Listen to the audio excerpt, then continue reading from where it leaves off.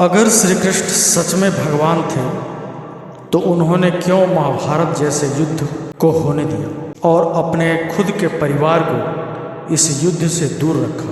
इस प्रश्न का उत्तर दो भिन्न स्तरों पर दिया जाना संभव है। प्रथम है शक्तिशाली राजा, योद्धा और राजनीतिज्ञ कृष्ण। दूसरे हैं भगवान कृष्ण।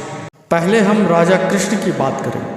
महाभारत युद्ध के पूर्व राजा विराट की सभा में श्री कृष्ण द्वारा ही यह प्रस्ताव रखा गया था कि युद्ध के पूर्व एक बार शांति प्रस्ताव भेजना चाहिए और यह शांति प्रस्ताव वे स्वयं लेकर जाएंगे जिससे अनावश्यक नरसंहार से बचा जा सके। जब श्री कृष्ण हस्तिनापुर जाने को उद्धृत हुए तब द्रौपदी ने कृष्ण को अपने खुले केसों और अपनी शपथ की याद दिलाई जो द्रौपदी ने कौरव सभा में ली थी, जो दुशासन के खून से अपने बालों को धोकर फिर बांधने की थी। केशव ने द्रौपदी को समझाया और इस बात पर जोर दिया कि तुम्हारी व्यक्तिगत शपथ को पूरा करने के लिए लाखों मनुष्यों का नरसंहार नहीं किया जा सकता, इसलिए युद्ध को रोकना और शांति स्थापित करना ही मेरा प्रथम लक्ष्य है। लेकिन दुर्योधन ने शांति प्रस्ताव स्वीकार नहीं किया और श्री कृष्ण को सभा में बंदी बनाने का प्रयास किया। तब दूसरा प्रयास श्री कृष्ण ने यह किया कि कुंती को कर्ण के पास भेजा। कुंती ने कर्ण के सामने यह रहस्य खोला कि कर्ण उन्हीं का पुत्र है और पांडव 5 नहीं बल्कि 6 भाई हैं। यदि कर्ण कौरवों की ओर से युद्ध नहीं करता है तो युधिष्ठिर सहित सभी भाई कर्ण को अपना राजा मान लेंगे।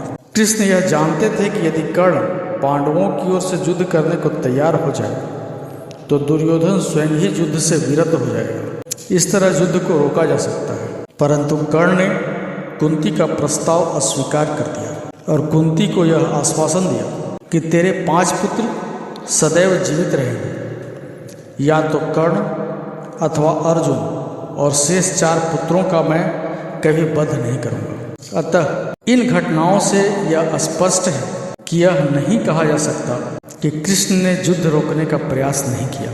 यदुवंशियों की ओर से कृष्ण के मित्र सात्विकी, कृतवर्मा और एक अक्षौहिणी सेना ने युद्ध में भाग लिया। स्वयं कृष्ण युद्ध में उपस्थित रहे और चूंकि दुर्योधन और भीम दोनों ही बलराम जी के शिष्य थे, इसलिए बलराम जी ने किसी भी तरफ से युद्ध करने से इनकार कर दिया, स्वेच्छा से तीर्थ यात्रा पर चले गए। अतः कृष्ण ने अपने परिवार को युद्ध से दूर रखा, ऐसा नहीं कहा जा सकता। अंततः सारे प्रयास विफल हो गए। युद्ध अवश्यंभावी हो गया। दोनों सेनाएं आमने सामने खड़ी हो गई और सारे योद्धा युद्ध के लिए तत्पर हो गए। ऐसे समय अर्जुन को अपने अति प्रिय परिजनों को शत्रु रूप में देखकर भावनात्मक मोह उत्पन्न हुआ और उन्होंने युद्ध करने से इनकार कर दिया।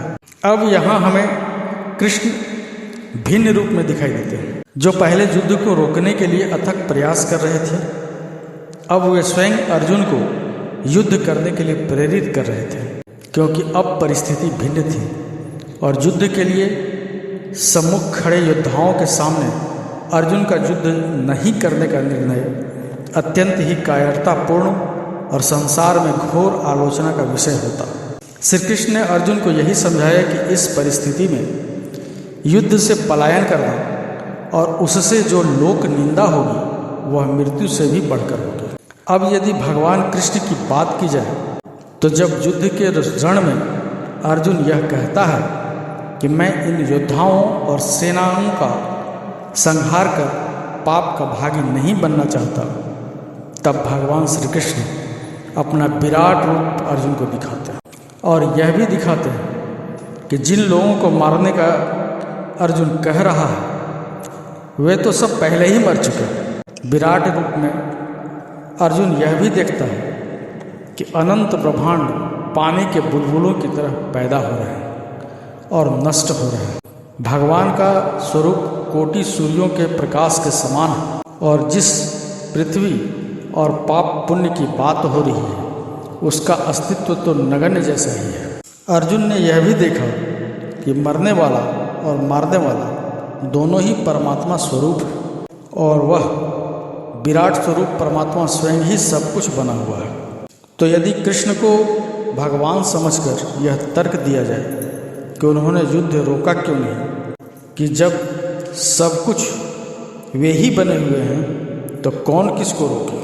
तो मित्रों, हमारा ये प्रयास आपको कैसा लगा कमेंट करके ज़रूर बताएं और वीडियो को लाइक कर दें। चैनल को सब्सक्राइब नहीं किया है तो चैनल को सब्सक्राइब करके बेल आइकन को ज़रूर दबा दें ताकि हमारा नोटिफिकेशन आपको मिलता रहे। धन्यवाद।